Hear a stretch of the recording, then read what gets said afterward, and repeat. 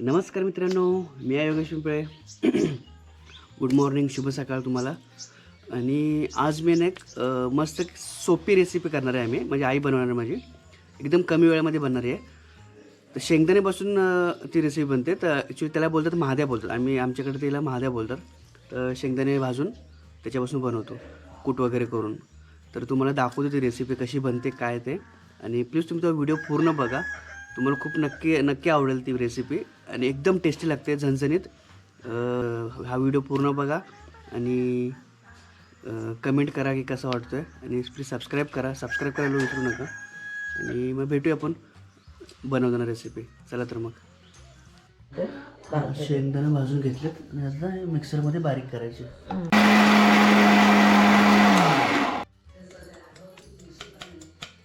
माझ्यासाठी एकदम बारीक नाही करायचं ना, मीडियम करायचं थोडंसं जाडसर. तवा ठेवला आहे गॅसवर. थंड पाणी ओतून गरम करायचं ना अगोदर, काही गरज नाही. गरम केला घातला आहे ना. आधी पाणी ओतलं ना एक तांब्या.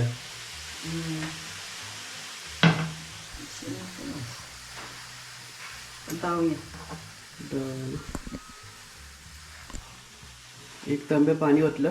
त्याच्यात लसूण टाकायचं चिचून. थोडं लसूण असा गावठी मोठा मोठा चिचायचा.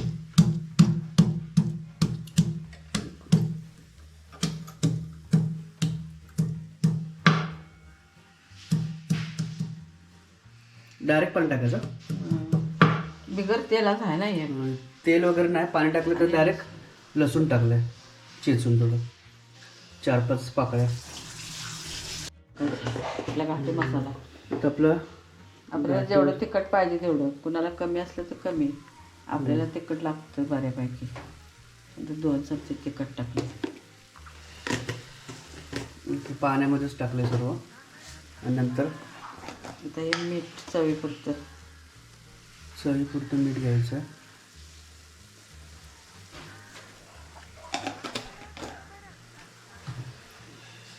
थोडीशी हलकीशी हळद टाकावी जास्त.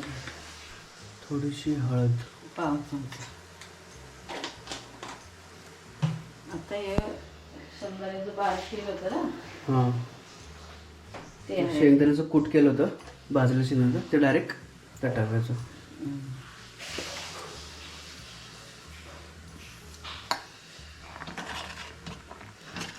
ते असं हलवायचं थोडं थोडं.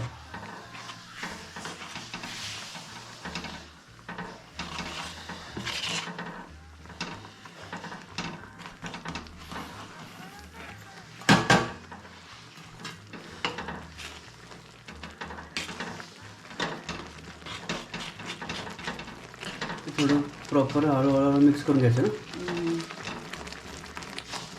जास्त नका.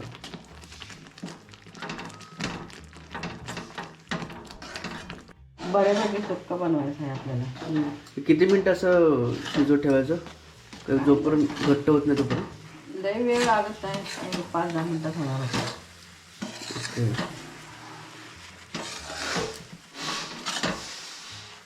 ते पूर्ण घट्ट बघा, असं घट्ट होईल. घट्ट होईपर्यंत हलवत राहायचं थोडंसं. खाली लागून दिसणार.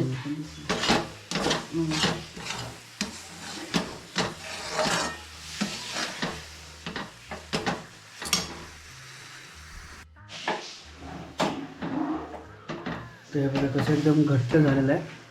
आता हे असं सोडलं ना 10-15 मिनटं की ते सेट होणार. सेट होणार बरोबर. आता बंद करतोय आपण. तर झालं रेडी. 2-3 मिनटामध्ये झालं का नाही. मॅगीचा टायमिंग सारखा आहे तो, जास्त काय वेळ नाही.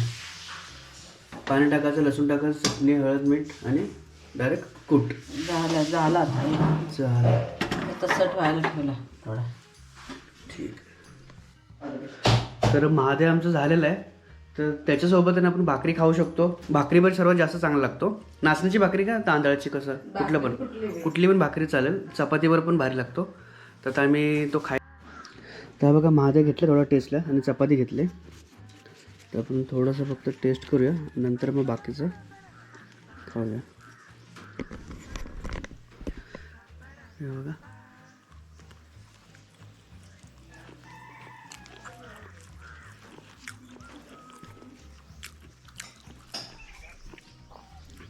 टेस्ट एकदम जबरदस्त लागते.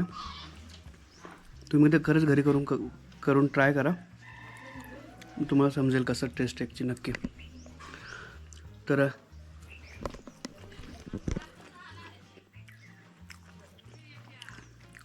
हा व्हिडिओ इथे थांबूया. भेटूया नवीन व्हिडिओमध्ये. तोपर्यंत धन्यवाद.